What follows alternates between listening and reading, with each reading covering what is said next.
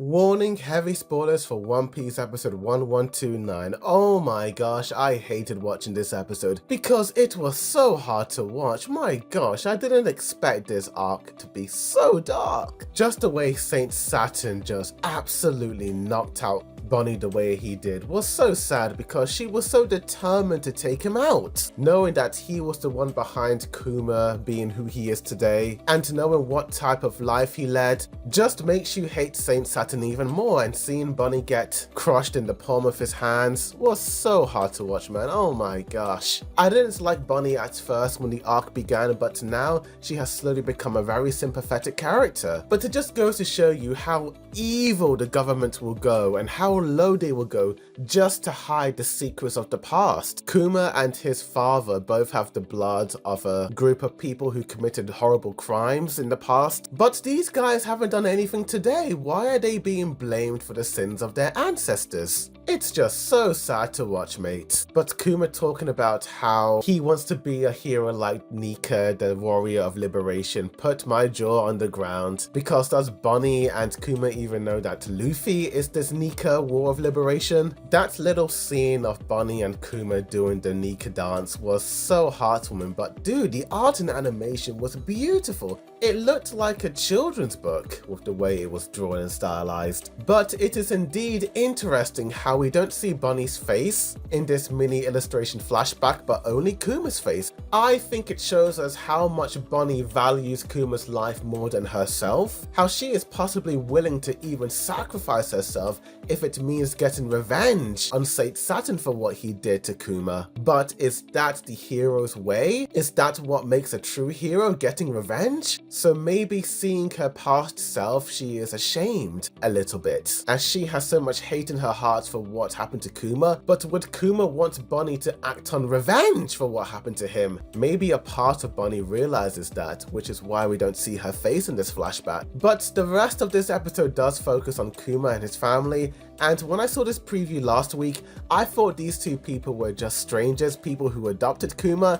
I had no idea these were his actual parents. The entire flashback was incredibly sickly sweet with how wonderful and whimsical it was, and I already could tell things are going to get dark really quickly. And bloody hell, mate, things truly get dark. I'm going to be honest, mate, I had a difficult time watching some of these scenes. I hated seeing these celestial dragons treat Kuma and his family in such a horrible way, man. It was just brutal. But what makes these celestial dragons even more horrible is that they control alt-deleted Kuma's mom, even though she does not have the same blood as Kuma and his father. And the fact that they executed her when they didn't even have to just shows us how evil, villainous, and just disgusting the world government is, that they are so committed to taking out anyone tied to anything they don't like at all. I think I may have a theory on what Luffy's dream is. I remember at the end of Wano, he told his crew what his dream was. Could his dream be him burning down the land of the celestial dragons and liberating all of the slaves?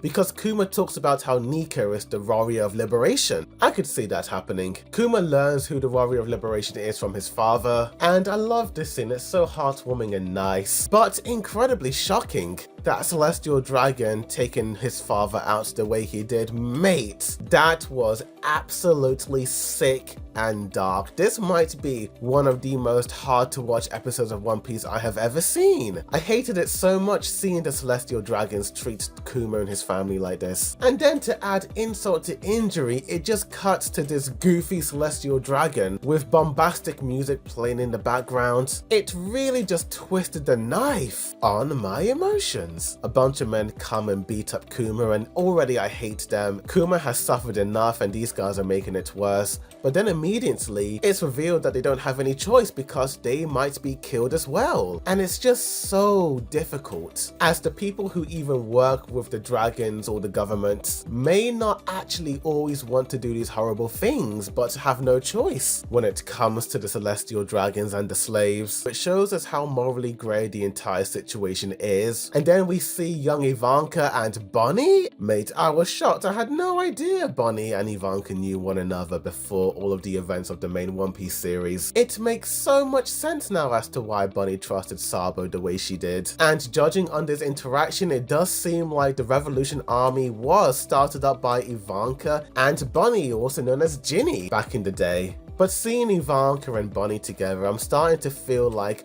was Bunny actually a dude? Because you know how Ivanka likes to play up with the genders. There's that whole theory on Crocodile, so I wouldn't be too surprised if that happened. The music in this episode, oh my gosh, the music in those heartfelt scenes really elevated the story. And further makes me happy that I am an anime only and didn't read the manga ahead, as seeing this play out in animation is wonderful, yet also heartbreaking. Seeing that Saturn was the one to turn Kuma into a government weapon and not a Vegapunk made me realize how despicable the government was. They put all the blame on Vegapunk and did not take responsibility. It does make you wonder, what other horrible things have the government done and blamed on other people? What about the other 5 elders? I do wonder what their powers are like and what role they have to play in the One Piece series. Going back to Kuma, no one knows why Kuma helped the Straw Hats out. I thought it was because Luffy is the son of Dragon, but maybe Kuma saw that Luffy was Nika back then, and maybe him helping to protect the Sunny back at the beginning of the time skip was his way of showing his gratitude. Who knows? I am an anime only, so please don't spoil the manga for me and other anime onlys like myself. But overall, this episode was so difficult to watch. All of the horrible scenes that Kuma and his family had to go through. I am actually surprised to see the Kuma of today be so bright and optimistic after seeing all of the horror he saw as a child. It's honestly a miracle that he ended up being the hero he so wanted to be without going down the dark path. Oda's writing is amazing, but dude, when he gets dark, he gets dark. You know, it sure is weird watching One Piece weekly. I am so used to just binging it.